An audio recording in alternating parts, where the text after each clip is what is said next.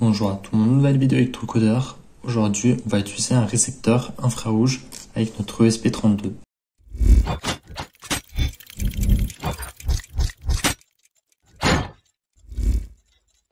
Aujourd'hui, on va utiliser un récepteur infrarouge. Donc avec ce petit module, on va pouvoir lire des informations qui nous arrivent tout droit d'une télécommande. Donc moi, j'ai cette télécommande sur la main, donc je vais utiliser celle-là, mais ça marche normalement avec la plupart des télécommandes qui utilisent le protocole NEC. Donc ce composant il est très simple à utiliser, il a seulement 3 pads. Moi dans mon cas c'est le signal qui est à gauche, la masse au milieu et le plus 3,3 volts à droite. Sur le mien ici il a indiqué 1838, donc si on recherche 1838 récepteur infrarouge, on va pouvoir voir son branchement. Donc il se peut que vous n'ayez pas les mêmes branchements exactement que moi, donc essayez de savoir d'abord son branchement avant d'effectuer exactement comme le mien. Généralement c'est le même branchement mais il faut quand même faire attention. Le fil de signal, je vais brancher sur D14. La masse sur le GND. Et le 3,3 volts sur le 3,3 volts de notre ESP32. Donc voilà, c'est tout au niveau câblage. Maintenant, ce qui va être important, ce serait la partie du programme. Donc là, maintenant, on est passé au programme. Donc dans le programme, on aura d'abord besoin de la librairie ir-rx.py.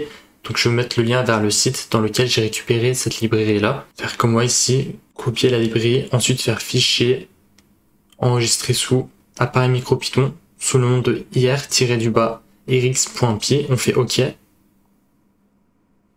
Une fois qu'il est enregistré, on va pouvoir utiliser la librairie par la suite. Donc d'abord on va apporter time, de machine comme toujours on va apporter pin, et de cette librairie-là on va apporter nec16. Ensuite ici on va créer une fonction callback. Dans cette fonction-là, on va renseigner 3 choses dans les paramètres, le data, l'adresse et le contrôle. Donc ici on va afficher le code qu'on lit, la valeur et l'adresse. Et on va renseigner qu'on utilise la pin 14. Donc on vérifie que dans exécuter, configurer l'interpréteur qu'on est bien sur ESP32. Sur CP2102 on fait OK. Et on peut exécuter le script. Envoyer le signal avec ma télécommande. On voit data 0D, adresse 000. Selon les télécommandes que vous avez et les marques à laquelle elles correspondent, vous n'avez pas les mêmes codes. Donc maintenant, on peut modifier un peu ce programme pour faire en sorte que lorsqu'on appuie sur On, la LED qui se trouve ici sur le ESP32 s'allume, et si on appuie sur Off, la LED s'éteint. Donc pour ça, c'est très simple. On va juste ajouter la LED comme ce qu'on a fait dans des précédentes vidéos. Donc LED est égal à pin, entre parenthèses 2. Et on renseigne qu'on utilise cette pin en sortie, donc pin.out. Et ensuite ici dans le data, on va faire if data vaut 0x0d. Ici il est important de renseigner 0x avant le 0d dans notre code, que le ESP32 comprenne que ça parle ici d'une valeur hexadécimale. Donc si on appuie sur le bouton on, dans ce cas là la LED passe à l'état haut, donc LED.on.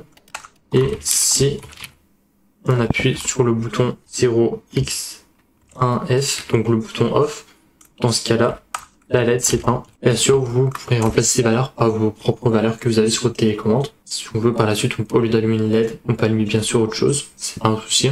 Donc on va arrêter l'interpréteur et on va réexécuter le script. Donc là on voit la LED s'allumer. Si je rappuie, la LED s'éteint. Donc on a la contrôle de la LED directement grâce à la télécommande. Donc dans cette vidéo, vous avez vu comment lire et réutiliser les codes hexadécimales d'une télécommande infrarouge. Donc j'espère que cette vidéo vous a plu. Si c'est le cas, alors vous pouvez vous abonner, liker, partager et commenter. C'était Electrocodeur. Ciao!